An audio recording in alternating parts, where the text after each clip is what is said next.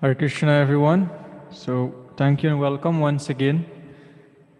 So today we are very happy and it's a pleasure to have with us His Grace Shanta Vigraha Prabhu, all the way from Trinidad. And Shanta Vigraha Prabhu is a disciple of His Holiness Guru Prasad Maharaj. He's been so kind over the years in offering his service and association, through the making of presentations and explaining the philosophy of Krishna consciousness. So today we are very happy to introduce to you His Grace, who will be speaking on the topic of Para Sevanam. So Shanta Vigraha Prabhu, we'd like to welcome you. Hari Bol, Hari Bol, Hari Bol. Over to you. Hare Krishna.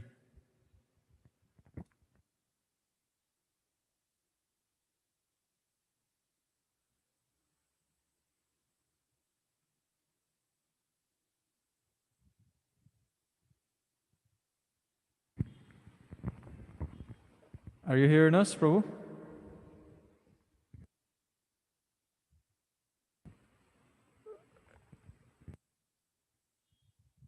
Your mic is muted, Prabhu. Please unmute.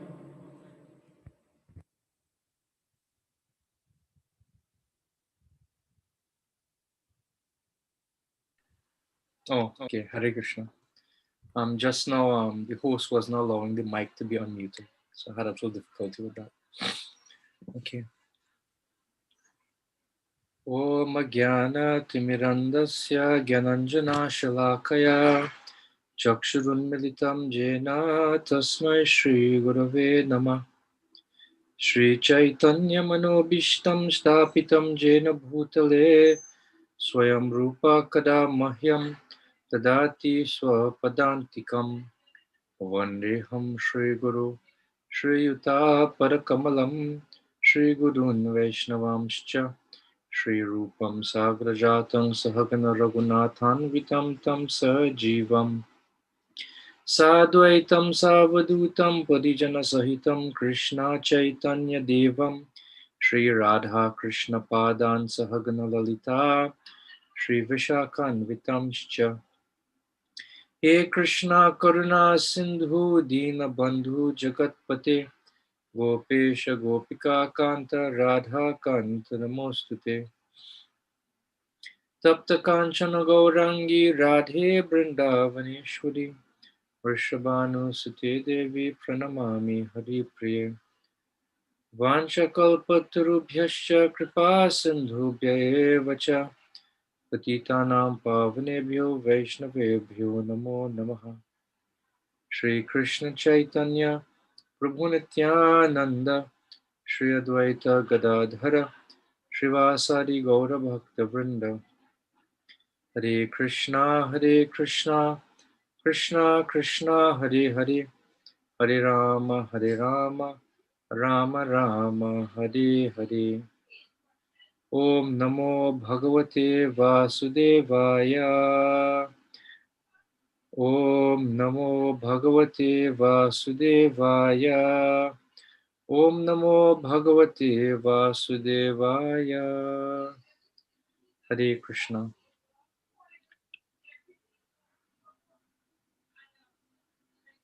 I just want to share my screen.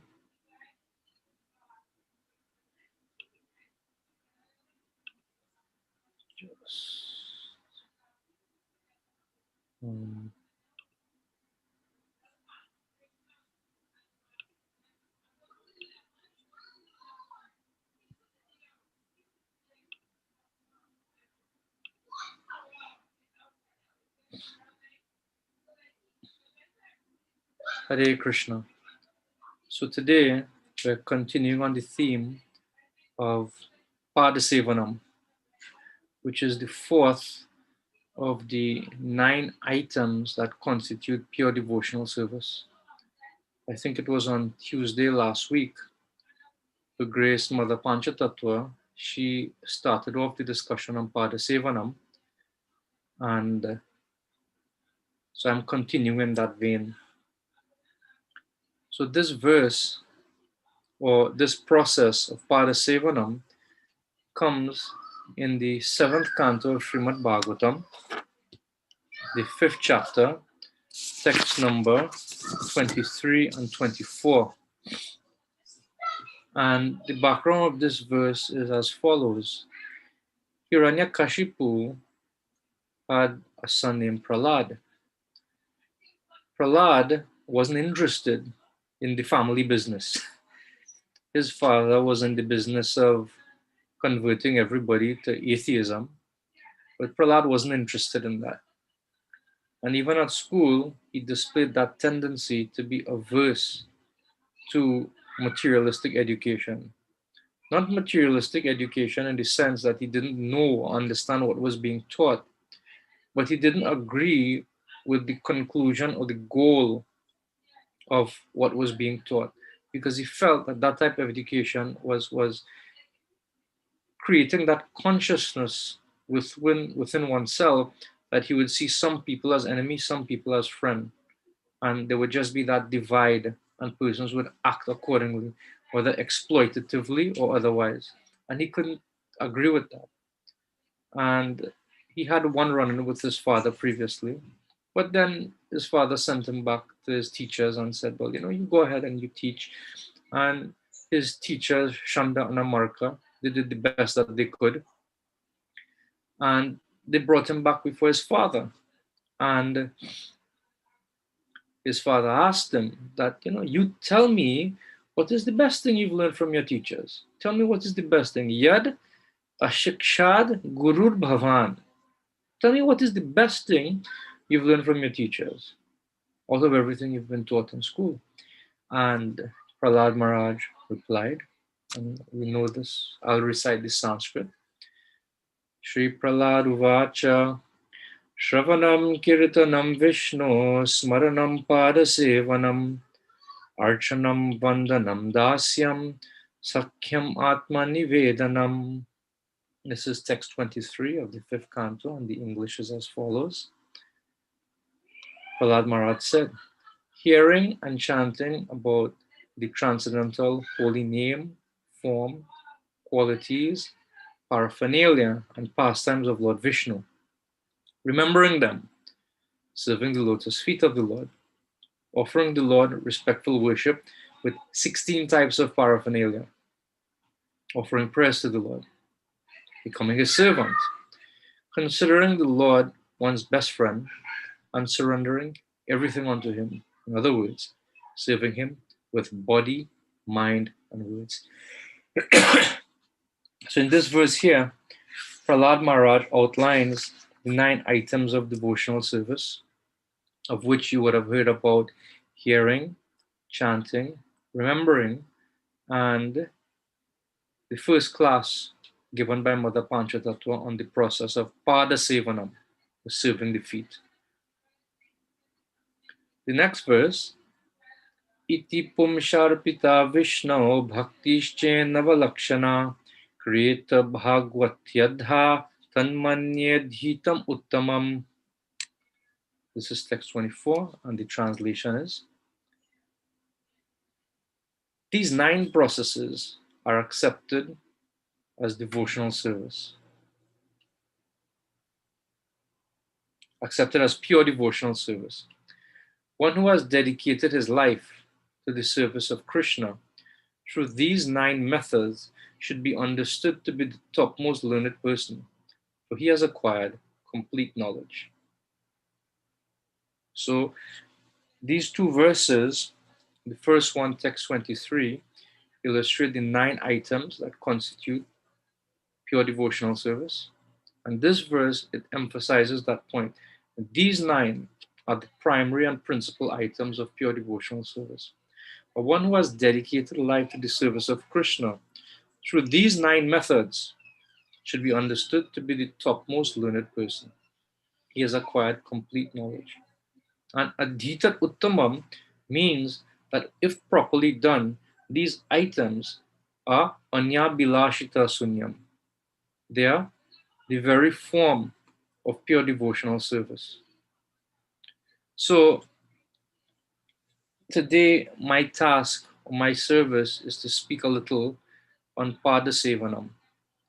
So first, we'll explore what exactly is the meaning of Pada Sevanam, and we'll do so by exploring the indications given by some of our previous acharyas. So firstly, Sridhar Swami, in his commentary on this verse of Srimad Bhagavatam, he indicates that Pada Sevanam is paricharya. Paricharya. Now just keep this term in mind. Paricharya, just keep the term in mind, and we'll eventually discover what is the meaning by comparing how different acharyas analyze this word Pada Sevanam. Additionally, Sridhar Swami, he says Archanam means puja, as Srila Prabhupada translates here, offering the 16 kinds of items to the Lord, Shodash Upachar Puja, as is performed to the deities every morning, where deities are kept in the temples, or even some devotees who have a very high standard of worship in their homes. They also offer at least 16 kinds of articles for the Lord's pleasure. He says Dasyam, this is Sridhar Swami, he says Dasyam is Karmapanam. Karmarpana means offering all one's activities unto the Lord. So not just serving the Lord directly, but everything one does, he offers that as a service to the Lord. So Dasyam is Karmarpanam. And Sakyam means Tat Vishwash Adi. Vishwash means faith. Faith. So Tat Vishwash Adi means to have faith in one's friend. It's like if you have a very close friend with whom you share a very intimate relationship, and you could depend on that person. You could put faith on that person. If that person says something, if that person gives their word on something, they'll fulfill their word. If you ask help of that person, they'll help you. You could put faith. If they say something, they will do it, then they will do it. That Vishwash Adi. So this is Sridhar Swami's interpretation of the word Sakyam. That to have complete faith in the other person, in this case, the Lord. And then Atmanivedanam, he says, Swa Sharira Samarpanam, that to completely offer oneself. Sharira is generally known as body, but it means in this case to offer oneself at the feet of the Supreme Lord. And he gives a very interesting analogy to illustrate this principle of Atmanivedanam in his commentary. He says that just as sometimes a farmer may have a horse or may have a bull and he may sell it to another person. Now, when he sells that, or when the horse or the animal goes to the other person, it goes and it has faith that that person will now take care of my maintenance. Or the farmer has faith that the person to whom I am selling the animal will take care of the animal's needs in the best interest of the animal. So he says this is the sense of Atmanivedanam, that one feels that confidence that Krishna will take care of me. I will be fully cared for by the Lord. Just like this series is called Anukulyasya Sankalpah. That it is sort of a play on the 6 items that constitute full surrender to the Lord. So Anukulyasya Sankalpa means that one accepts those things which are favorable to one's devotion to Krishna. Pratikulyasya Varjita means that one rejects those things which are detrimental to one's devotion to Krishna. There's one of these items that constitute surrender to the Lord is accepting the Lord as one's maintainer. Very interesting. Accepting the Lord as one's only source of maintenance. And acharyas, in commenting on this, they say that of the 6 items of surrender, the item of accepting the Lord as one's maintainer is considered the whole. That is the sum and substance of surrender. Because wherever one feels that his maintenance is coming from, that is where his intention would be. That is where his effort would be. For example, if we feel that the source of our maintenance is our paycheck at the end of the month, then our greatest effort would be in our job. If one feels that the source of one's maintenance is his family life, then his main endeavors would be geared in that section of his life. And similarly, if we have the sense that Krishna is actually my maintainer, then that is where my full effort and attention would be. Everything else would be sort of concentrically placed around that item that Krishna is my maintainer. As it is often said, Rajarshi Prabhu often say, and it is there in the Bhagavatam as well, that the source of my income is not the source of my maintenance. What is the evidence? That we may have a lot of income, but we are not in a position to take care of ourselves. We may be medically unfit. Our income may be coming in, but it may be bleeding out in so many different avenues because of our lifestyle and so on.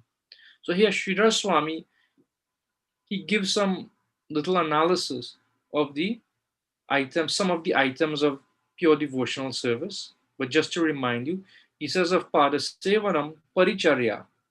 Paricharya. I'll explain the meaning of it shortly. So, Jiva Goswami, he also has the same meaning for Pada Sevanam, but he adds a bit more. He says, Kala Deshadya Uchita Paricharya. That he says, Paricharya according to time, place, and circumstance. Kala Desha Adi Uchita.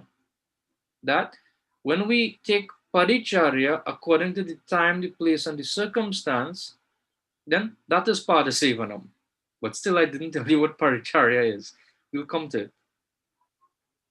So then, Rupa Goswami, he gives this verse in terms of describing Pada Sevanam in the Bhakti Rasamrita Sindhu, which Srila Prabhupada has kindly given us as the nectar of instruction. He says, Paricharya tu sevopa karanadi parishkriya tata prakirnaka chatra vaditrader upasana. That paricharya consists of decorating the Lord with different items and worshipping the Lord with chamara, umbrella, music, and other items. So very interesting, the definition of Pada Sevanam given by Rupa Goswami in the Bhakti Rasamrita Sindhu. And it seems like he is speaking about deity worship, isn't it? Paricharya consists of decorating the Lord with many different items and also worshipping the Lord with chamara. Just as when we perform deity worship on the altar, one of the items the pujari offers is the chamara fan, the white fluffy thing. It's a fan made of the hairs of the tail of a yak. And this is offered in kingly worship. So, Jiva Goswami comments in this regard based on this definition of Srila Rupa Goswami that paricharya means to serve the Lord in the mood of a king, to serve the Lord with kingly worship. So thus, one meaning of paricharya as given by our acharyas is that the Lord is served as a king. And therefore, one meaning of Padasevanam is that we serve and we worship the Lord in the position of a king. And we are his subject, we are his servant. And therefore, these items which are given by Srila Rupa Goswami here are in line with that. So, analysis of this verse shows that this paricharya or padasevanam means cleaning the different paraphernalia for worship and also offering items. Just like when the Lord comes out, then sometimes somebody may be asked to offer the chamra if the Lord is coming out on procession. And that person may not necessarily would have performed the different purificatory rituals that one has to do before actually performing puja on the altar. So further indication is given by the acharyas that this paricharya means that it can be performed without having undergone purificatory rituals such as the Bhut Shuddhi and the different types of nyas. So it's a very interesting distinction. One might even stretch it to say that it is not necessary that one may even be second initiated. One can clean the temple. One can clean the paraphernalia of the Lord. He may not necessarily even be second initiated, which is, in most cases, a necessary component of archanam, or the worship of the Lord in the form of the deity. One has to have some kind of initiation. In fact, to clean, there is no need for one to even have first initiation. One can just be favorably engaged under the guidance of a devotee of the Lord. So here, in this first meaning of Padasevanam, as distilled from the various commentaries of our acharyas, Paricharya means that the Lord is served as a king, and it constitutes different types of services like cleaning, decoration of the Lord, cleaning the different paraphernalia for the Lord's worship, and also the playing of music and musical instruments and other items like that. And one need not even be initiated to perform some of these services. So, Padasevanam, according to acharyas, is paricharya, which means worshipping the Lord like a king with the items that I've described. So, next, let us see what Srila Prabhupada describes Padasevana as. So, these are some main points that I've taken from Srila Prabhupada's purport in this section. This purport is a very long one, but I'll read the section that corresponds to this fourth item of Padasevanam. So I'll read it. Padasevanam. According to one's taste and strength, hearing, chanting, and remembrance may be followed by Padasevanam. So I've quoted that verbatim from Srila Prabhupada's purport as the first point there on this slide. That according to one's taste and strength, hearing, chanting, and remembrance may be followed by Padasevanam. I'll continue. One obtains the perfection of remembering when one constantly thinks of the Lord's lotus feet. Being intensely attached to thinking of the Lord's lotus feet is called Padasevanam. So that I've quoted as the third point. That being intensely attached to thinking of the Lord's lotus feet is called Padasevanam. This process gradually includes other processes, such as seeing the form of the Lord, touching the form of the Lord, circumambulating the form or temple of the Lord, visiting such places as Jagannath Puri, Dwarka, and Mathura to see the Lord's form, and bathing in the Ganges or Yamuna. Bathing in the Ganges and serving a pure Vaishnava are also known as Tadya Upasanam. This is also Padasevanam. The word Tadya means in relationship with the Lord. Service to a Vaishnava, Tulsi, Ganges, and Yamuna are included in Padasevanam. All these processes of Padasevanam help one advance in spiritual life very quickly. So the first point Srila Prabhupada makes in his little excerpt here is that according to one's taste and strength, hearing, chanting, and remembrance may be followed by Sevanam. So what is the implication of that? So I take it that Srila Prabhupada somewhat indicates that Padasevanam comes as a consequence of taste in hearing, chanting, and remembering. When we chant the holy name of the Lord, we are actually praying for service. And that is the first point. To chant the holy name of the Lord means to offer a prayer to the Lord, please engage me in your devotional service. So that's the first point. The second point is that by chanting the holy name of the Lord, by hearing in the association of devotees, and by constantly trying to remember the Lord within our consciousness, naturally what happens? We become interested, as Srila Prabhupada says here, in thinking of the Lord's lotus feet. Now, for us as devotees, thinking of the Lord's lotus feet is not a passive thing. It more or less translates into how can I serve? How can I render some service? So if one is properly chanting, hearing, and remembering the Lord, naturally the inclination to want to serve will arise in one's consciousness, will arise in one's heart. And therefore, Srila Prabhupada says that according to one's taste and strength, hearing, chanting, and remembrance may be followed by Padasevanam. So this indicates that Padasevanam may come as a consequence or as a result of properly hearing, chanting, and remembering. It's a very, very important point that Srila Prabhupada indicates here. Srila Prabhupada also says that being intensely attached to thinking of the Lord's lotus feet is called Padasevanam. The Lord's lotus feet. Have you ever wondered why the Lord's feet are described to be like a lotus?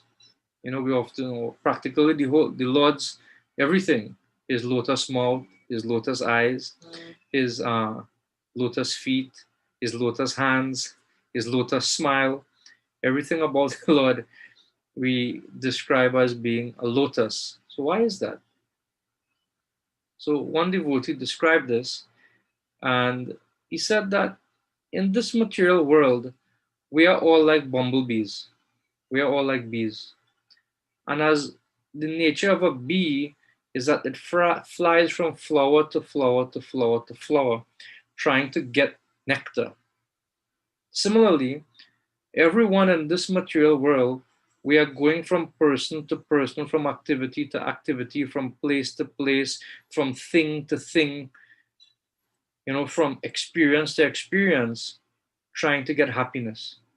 So just as the bee is going from flower to flower to get nectar, similarly, every time we change a situation in our life, we are trying to get happiness, just like a bee. But the problem is, the amount of nectar we get is significantly inferior or insignificant in comparison to all the thorns that we have to be pierced with. So sometimes there's particular flowers. One type of flower is called a ketaki flower. Acharyas have given a comment like this, that sometimes to get the honey from inside that ketaki flower, when the bee enters, its wings and its body sometimes becomes pierced by the thorns of that ketaki flower, of that ketaki plant. But when the bee is able to enter into the lotus, then there he is able to get honey, to get nourishment, but there's no danger. And in fact, even if he stays in the lotus and the lotus flower closes its petals at night, the bee is still very safe and secure. It is not harmed. So similarly, when we finally come to the resting place, that is the Lord's lotus feet, or anything in connection with the Lord, then similarly there we will find unlimited nourishment and unlimited protection. Just as the bee finds shelter and security and nourishment in the lotus flower, similarly, we derive shelter, nourishment, and real happiness when we come to the lotus feet of the Lord. So therefore, Pada Sevanam, to become attached to the lotus feet of the Lord. Srila Prabhupada does something very interesting here. Whereas the previous acharyas have indicated that the main theme or the main understanding of Pada Sevanam is the serving the Lord like a king, Srila Prabhupada significantly expands the meaning of Pada Sevanam. And from Srila Prabhupada's indication in this little paragraph here, Pada Sevanam could be divided into two categories: serving the lotus feet of the Lord and serving with the feet. With whose feet? With our feet. Serving with our feet and also serving his feet, as indicated in this purport. So I've divided the different indications given by Srila Prabhupada on this slide. So serving the feet, what is that? Seeing the form of the Lord, touching the form of the Lord. Tadiya Sevanam, or Upasanam, serving those things in relation to the Lord. And specifically, what might that be? Service to Vaishnavas, service to Tulsi, service to the Ganga and Yamuna and other places of the Lord's residence, serving at the temple, and so many other things. All those things are serving the feet of the Lord, something directly. Now, serving with the feet. With whose feet? Your feet, my feet, everybody's feet. And what are some of those things? Circumambulation of the form of the Lord and the temple. Just like in many places, if you go to Vrindavan, if you go to Mayapur, many of the temples are constructed in such a way to facilitate the devotee's circumambulation of the deity of the Lord. It is there to allow for this service, which can be rendered by the devotees with their feet, to circumambulate the form of the Lord and to circumambulate the temple. Secondly, visiting places like Mathura, Dwarka, and so on, to see the form of the Lord, and also visiting the temple. And when we visit the temple with our feet, we can also render service at the temple, which is serving the feet. So everybody likes to go on parikram.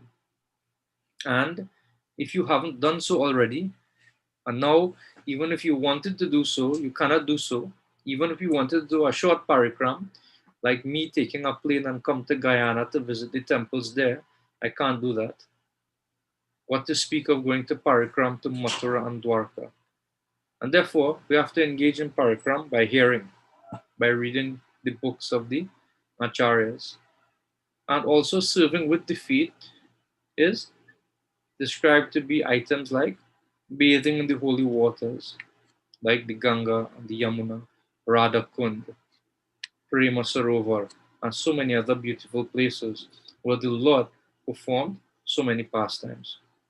So see how Srila Prabhupada expands the definition of Pada Sevanam.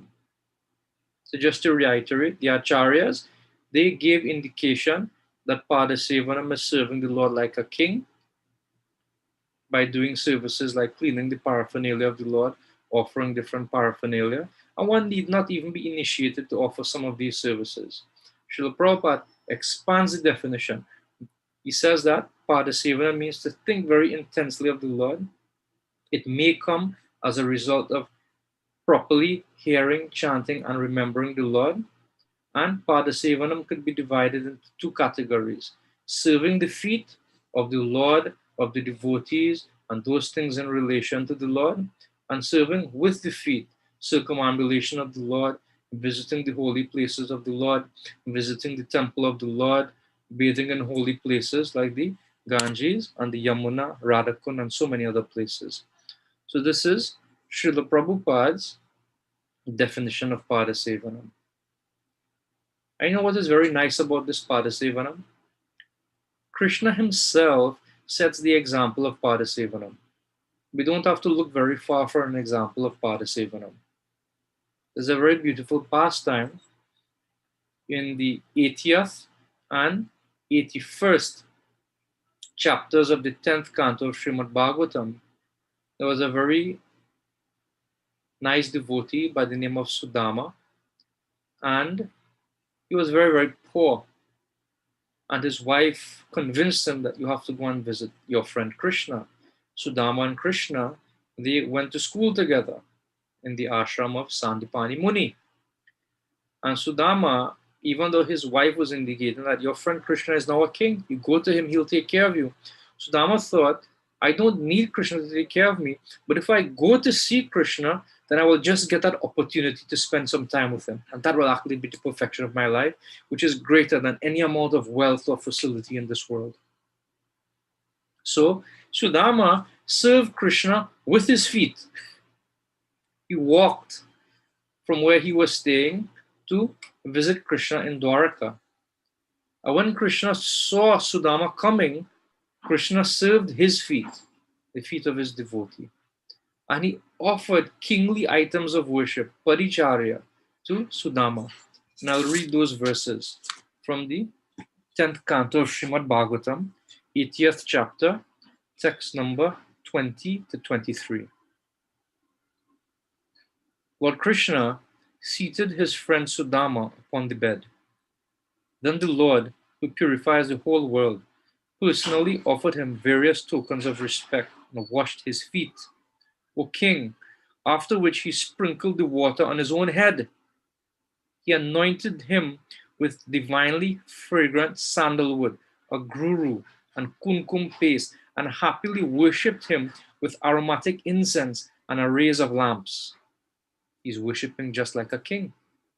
Who is doing the worship? Krishna. Who is being worshipped? The devotee. After finally offering him betel nut and the gift of a cow, he welcomed him with pleasing words by fanning him with her chamra. So who is also fanning? The goddess of fortune, Rukmini Devi. By fanning him with her chamara, the divine goddess of fortune personally served that poor Brahmana whose clothing was torn and dirty and who was so thin that veins were visible all over his body. This beautiful description given by Shukadev Goswami in the 10th canto, 80th chapter, verses number 20 through 23. How Krishna sets the example of Padasevanam. As Srila Prabhupada said, that Padasevanam means serving those things in connection to Krishna. Tadya Upasana. One of those things in connection to Krishna is the Vaishnava. Krishna is never without his devotees. And so, by serving the devotees of Krishna, following in Krishna's example, and this is a very interesting point. Krishna says that as they surrender unto me, ye atamam prapadyante tamstateva bhajamyaham.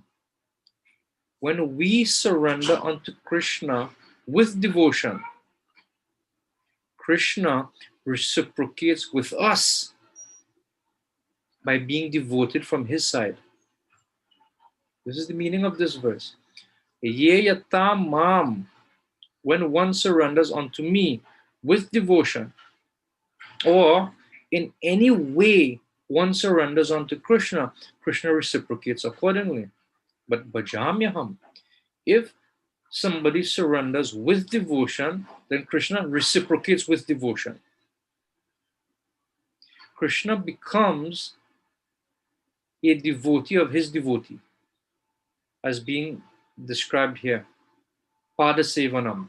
Ye yatam mam prapadyanti tams tatheva bhajamyaham.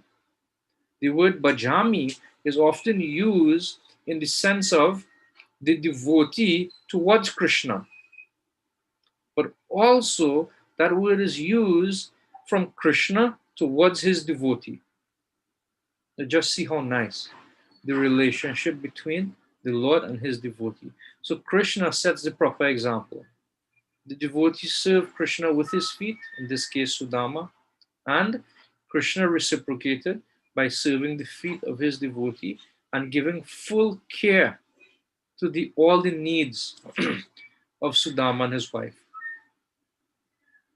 This is the nature of love between the Lord and his devotee. So Krishna sets the proper example.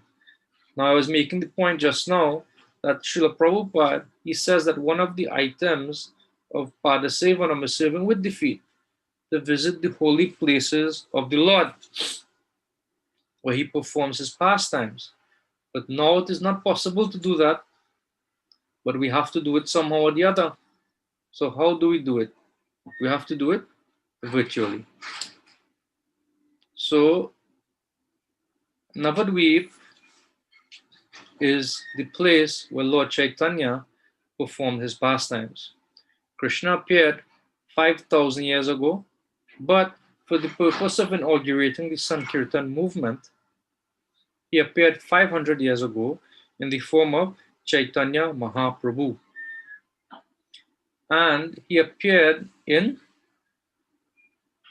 Mayapur or Navadvip Dham. So Navadvip.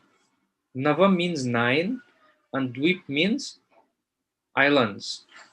So Navadvip is the transcendental abode of the Lord, the eternal place of the Lord's pastimes in the form of Lord Chaitanya.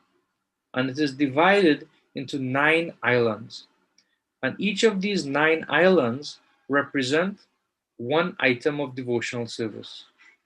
So the island that represents Padasevanam is called Koladvip.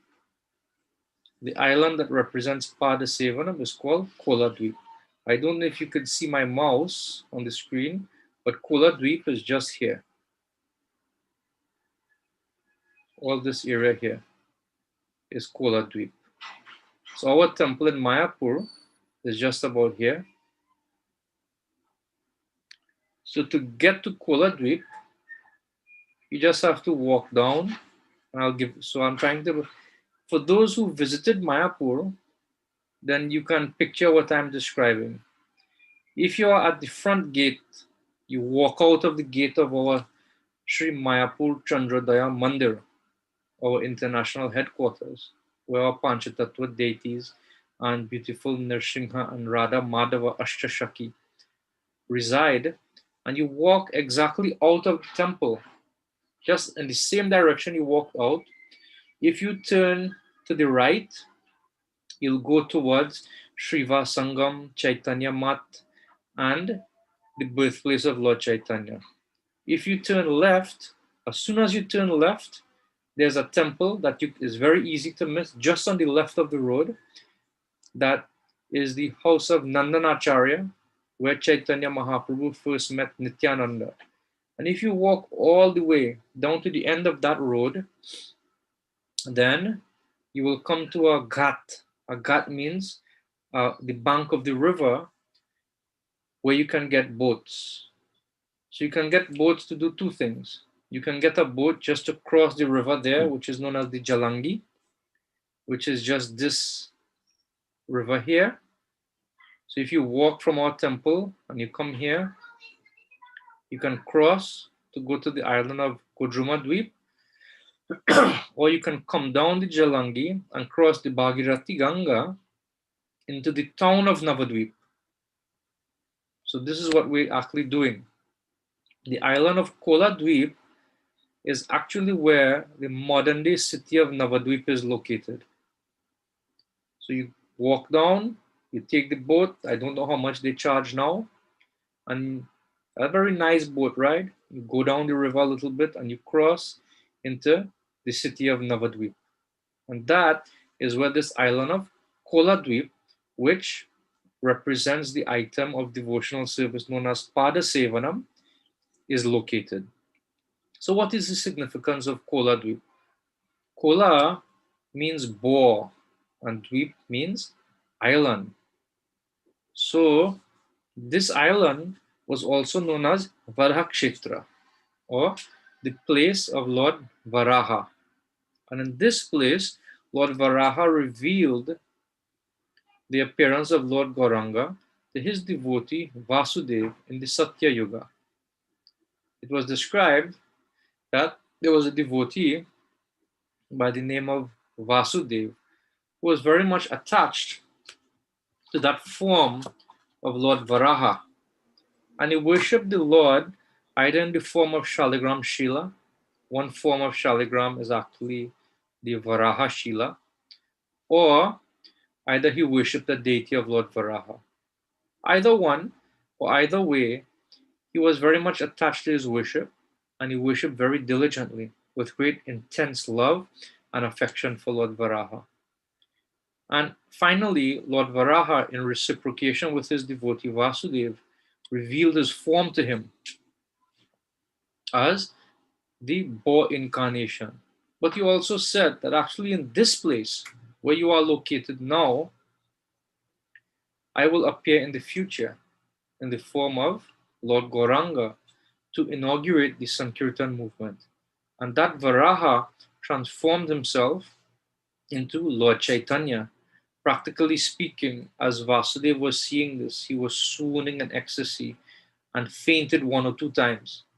Fainted first when he saw Lord Varaha, and fainted for a second time when he saw the form and the beauty of Lord Chaitanya. So Lord Varaha revealed to his devotee Vasudeva that in the age of Kali, I will appear and you will also appear with me. Who did Vasudeva appear as in the pastimes of the Lord? Unfortunately, I do not know. So I can't describe that for you. I don't know if even if it is described, but at least from my little research, I didn't find a name in terms of who he appeared as. So this is the significance of Kola Dweep. At that place, it is no longer visible now, where Lord Varaha transformed himself to Lord Chaitanya before his devotee Vasudeva. That place is considered to be none different from Govardhan Hill, but that hill is no longer there, unfortunately. But that hill in that place is considered to be none different from Govardhan. So there are a few holy places worth mentioning in um, the island of Kola Dweep, and we'll discuss a few of them in this little parigram that we are having this morning. Pada Sevanam, serving with the feet. But in this case, we are serving with the feet, with the ears and eyes. So Kola Dweep, the place where Lord Varaha revealed his form of Varaha and Lord Chaitanya to his devotee Vasudeva in Satya Yuga.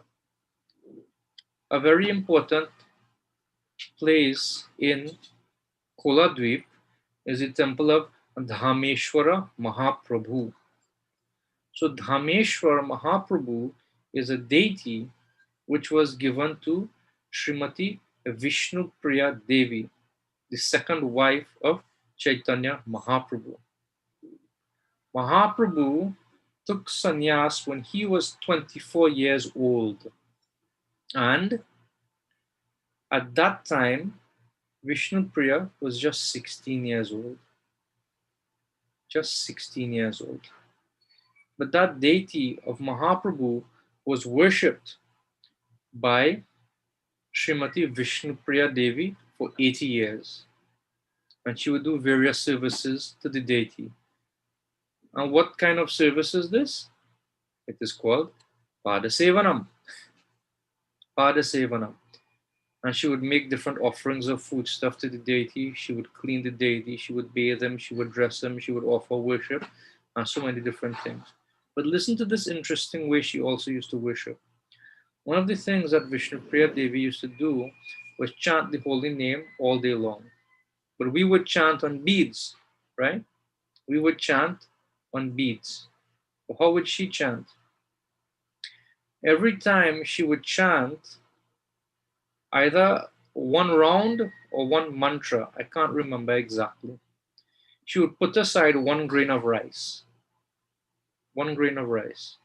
At the end of the day, how much ever rice she would have gathered by her chanting of the holy name, that is what she would prepare for herself to eat on a daily basis for 80 years in service to Mahaprabhu. A very interesting pastime took place the night before Mahaprabhu took sannyas. He was lying with Vishnu Priya and he was giving her different instructions. And one of the things that he said to her was actually, in this age of Kali Yuga, there are only two religious principles. And those religious principles are chanting the holy name of the Lord and serving his devotees. So serving the devotees in the theme of this morning's discussion is Pada Sevanam. So Dhameshwar Mahaprabhu, a very, very beautiful temple where Vishnu Priya worshipped the deity of Dhameshwar, Lord Chaitanya, for 80 years. So this is one of the places in Kola Dweep. Another place of significance in Kola Dweep is the Samadhi Mandir and Bhajan Kutir of Srila Jagannath Das Babaji.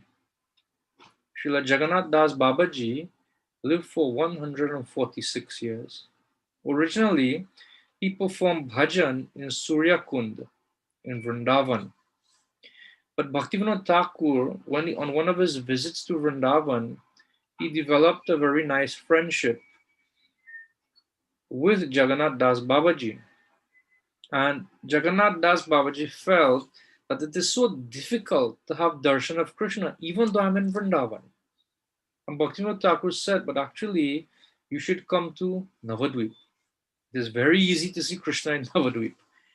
And so Bhaktivinoda Thakur brought Jagannath Das Babaji, or rather, Jagannath Das Babaji accepted Bhaktivinoda Thakur's invitation to come to Navadvip Dham. And in Koladvip, he established a bhajan kutir there for him. And at this bhajan kutir, if you look across the Ganga, you can actually see the birthplace of Lord Chaitanya, which was later established with the help of Jagannath Das Babaji. And it is said that while performing bhajan in that place, Jagannath Das Babaji had the personal darshan of Krishna. Bhaktivinoda Thakur, one of the great services he performed was confirming the original birthplace of Lord Chaitanya. And he did so by consulting many ancient scriptural writings. He also consulted ancient maps of the area that shows the shift in the flow of the Ganga. And the final confirmation was given by Jagannath Das Babaji himself, who at that time was so weak, so old and feeble that he had to be carried in a basket by one of his servants by the name of Biharilal.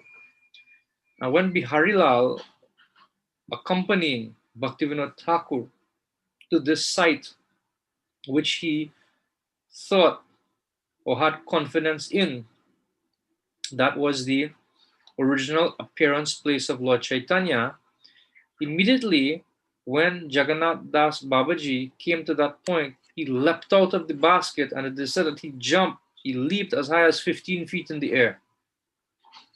And he cried out, Ito Gaura Janma Bhumi, that this is the place where Lord Chaitanya appeared. This is the place where Lord Chaitanya appeared. This is the place where Lord Chaitanya appeared. Thus confirming by his transcendental vision that was actually the place of Lord Chaitanya. And there's so many beautiful pastimes with Jagannath Das Babaji. There's one time he was known especially for his renunciation. There was one time being carried by Biharilal.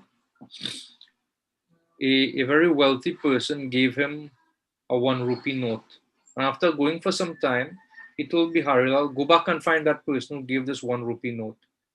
And when he found the person, he returned the 1 rupee note. And he says that actually the kind of lifestyle I live, this 1 rupee note is too much of a burden for me to carry. But you are accustomed carrying such burdens.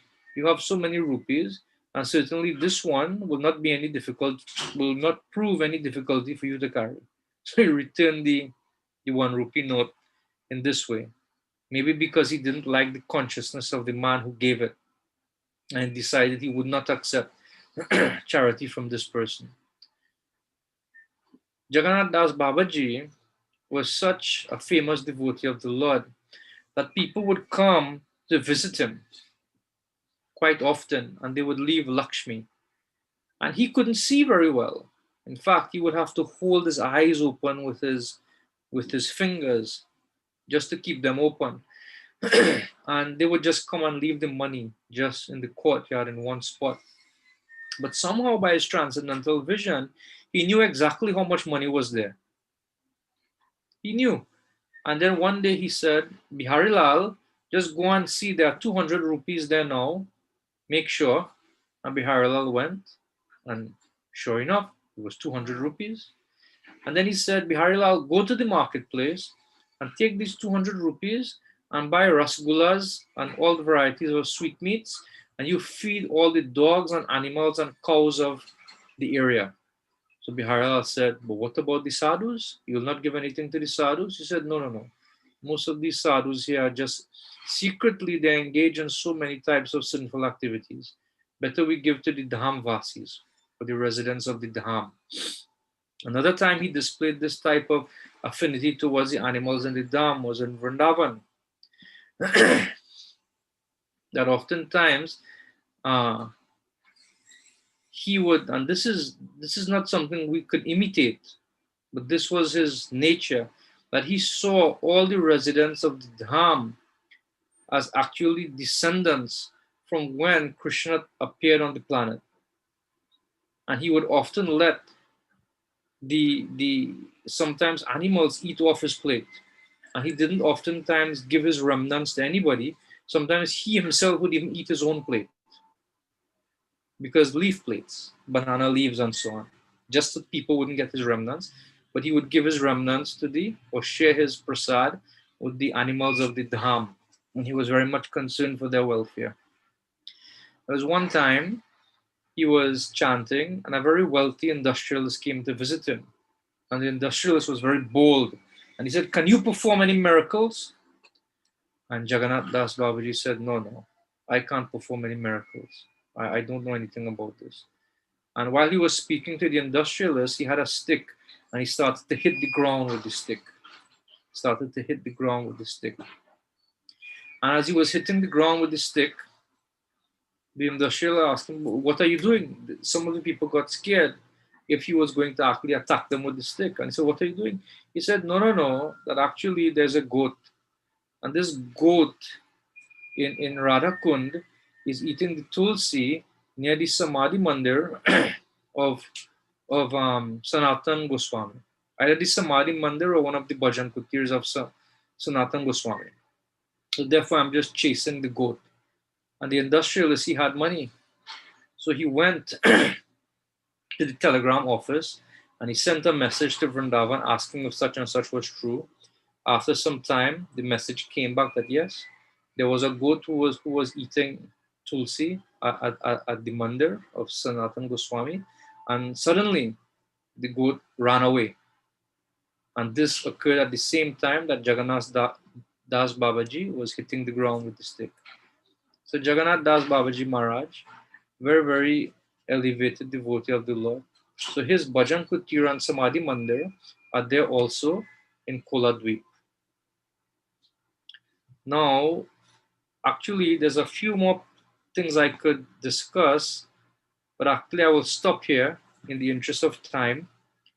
And Srila Prabhupada, he concludes his purport that all these processes of Pada Sevanam, help one to advance in spiritual life very quickly. What are those processes? We serve with the feet and we serve the feet. We serve the feet of the Lord and we serve the feet of his devotees. And we serve in the different temples of the Lord.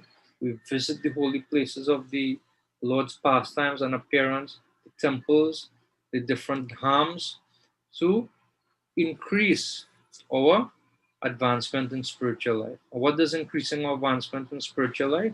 It means our love for Krishna is becoming more and more blossomed. And finally, there's one verse which is formed in the Padyavali of Rupa Goswami, text number 58. Jnanavalambaka kechit karmavalambaka vayam tu hari dasanam padatranavalambakaa. In this world, some follow the path of speculative knowledge, jnanavalambaka, and some take to fruitive activities or karma, kechit karmavalambaka, just how to enjoy within this world. But we are not interested either enjoying or becoming free of enjoyment. Our only goal is to vayam tu hari dasanam padatranavalambakaa. The only interest we have is to take shelter of the wooden sandals of the servants of Bhagavan Hari. So this is Pada Sevanam. So I will stop here. And if there are any questions, any comments, anything anybody would like to add, we have 10 more minutes, 9 more minutes according to my watch before the start of the Arati ceremony. Hare Krishna. Hare Krishna, Shanta, Vigraha, Prabhu, thank you very much for your presentation this morning. And to take us on parikram, Vishaka is saying, and to take us on parikram virtually. Now we want to go, what we do? So my question is, the feet of the Lord, we can understand, and we may say, well, it's easily available in his Murti Archa Vigraha form. So one may be able to, at any time, touch the feet of the Lord or make some offering at the feet of the Lord. However, it is said that the devotees are the great carrier, and two example you would have given, or two description you give this pastime of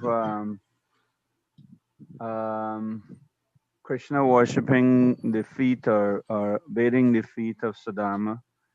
And then you give another description just now with Jagannath Das Babaji Maharaj would not even allow one to, let's say, take the remnants of foodstuff that remain after he eats. So the question is, how do we get the mercy of, since we know that the devotees are the great carrier of love of God or Krishna Prema, or the blessings, the mercy, how do we get the blessings or the feet of the Lord's devotees? Is it that it is readily available, or there is something one needs to do to get the blessings and the mercy, or get to worship the feet of the devotees? Now, in terms of specifically being able to worship the feet of a devotee, most devotees would not allow that. Most devotees wouldn't allow it. But actually in Chaitanya Charitamrita and the Antya Lila, there's a pastime that where Krishnadas Kaviraj Goswami, he says there are three things that are very, very potent in reviving or giving one immense advancement in spiritual life. The water that washed the feet of a devotee, one, the dust of the lotus feet of a devotee, and three, the remnants of foodstuff left by a devotee. And he gives a very interesting pastime of one devotee who was very much greedy for all these things. One time he went where the Lord was washing his feet, and just before entering the Jagannath temple. And he was just where the Lord was throwing out the water. He was under there with his palms like this, catching the water and drinking it. And the Lord gave him one palmful, and he drank it. The Lord gave him a second palmful, and he drank it, and a third palmful. And then he said, I have fulfilled your desire as much as I can. I cannot do it anymore. And so the Lord has to grant that mercy, or the devotee has to grant that mercy. But this is what this devotee used to do. I forget his name. A very beautiful pastime in the Antya Leela of Chaitanya Charitamrita. So he went to, this is an example of what he would do. He would go to one devotee's house, and this pastime is given, and he bought very beautiful mangoes, ripe mangoes, and he gave it. And he would oftentimes wait for when you would finish eat to take back the remnants. But people sort of caught on to him and said, listen, no, I'm not going to give you my remnants. So he left. But he went and waited to where they would, just hidden at the place where they would throw out their domestic garbage. And he saw when the wife of this devotee threw out the eaten mango seeds, and then he went and he took those and honored it himself. So one thing we can learn from this is beg, buy, borrow, or steal. But somehow we should get the mercy of the devotees. So that is one thing. But practically, what can we do to get the mercy of the devotees? The first thing we can do is just serve. And what do I mean by serve? When we engage favorably in devotional service, thinking oneself or always identifying as the servant of those who have dedicated their lives to the service of the Lord. With that type of consciousness, then naturally the mercy of the devotees flow to us. It's natural. We don't have to go often, because sometimes by taking the dust of somebody's feet, by taking the water that washed the devotee's feet, we may not get the opportunity, or it is not just by that it is the consciousness with which it is done.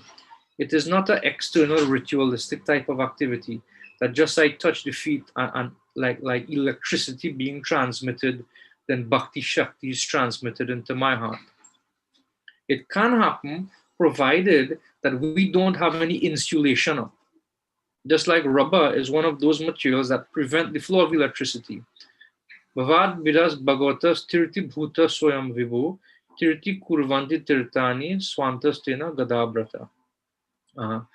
Yudhishthir glorifies Vidura, and Srila Prabhupada comments in that purport that just like electricity is available, but still you have to have that source of electricity that we cannot interact with the electric house, the generation station, but we could interact with the bulb when it is plugged into the electrical outlet, or we can plug in our computer to have it charged and so on in an electrical outlet. So in the same way, it is not just ritualistically touching the feet, but that electricity does not flow if there's an insulation in between. We have to remove that insulation. We have to remove that. And by fear, and what puts up that insulation is when we develop an attitude of distinguishing between Vaishnavas. It's a very, very dangerous type of mentality. Sometimes we may have to make some distinction, but that should be only on necessity, that there is some need. But in our consciousness, it should not be that he's a good devotee, he's not a good devotee, and create that sort of division in our consciousness amongst devotees. But rather, we should see all devotees as an object of my service. This is the first point. So the second point. So firstly is we have to favorably serve by being engaged in devotional service, chanting the holy name and so on. Secondly, we have to prevent ourselves from creating that divisiveness between devotees or amongst devotees within our consciousness. And how do we do that? By seeking opportunities to glorify devotees and serving devotees in a way that we can. For example, we can serve prasad. If we stand and serve prasad, then how many Vaishnavas would we have served if we stand and serve, especially at a huge feast? If we arrange for prasad to be cooked for the service of Vaishnavas, then we're actually serving Vaishnavas. And even without touching the feet, even without drinking the water, even without directly taking the remnants, naturally the mercy of the Vaishnavas would flow to us. What is the evidence? That our taste for doing those activities, our taste for chanting the holy name, our taste for hearing Krishna Katha would increase. It happens as a result of receiving the mercy of the Vaishnavas. So we have to want it. And we have to do things in our life that prevents us or insulates us from coming and keeping the mercy of the devotees away from us, which is putting up insulation. And what is that? By creating a consciousness of divisiveness in our mind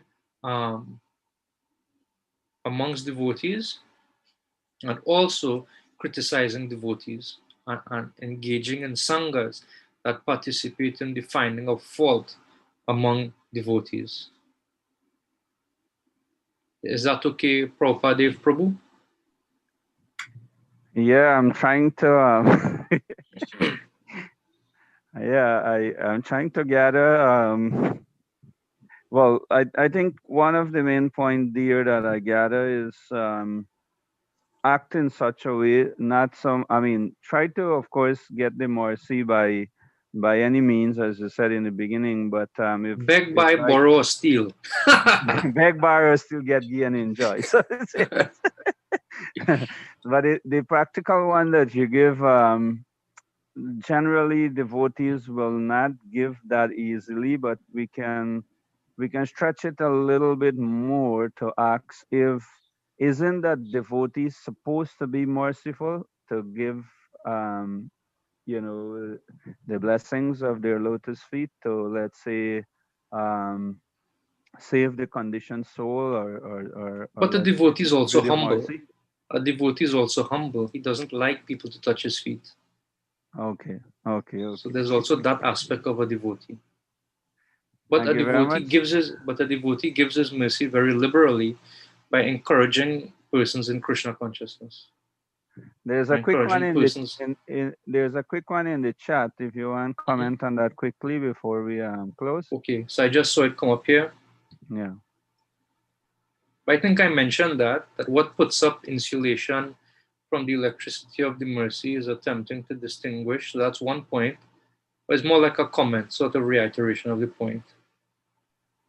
Yeah. Okay, thank you very much. Any concluding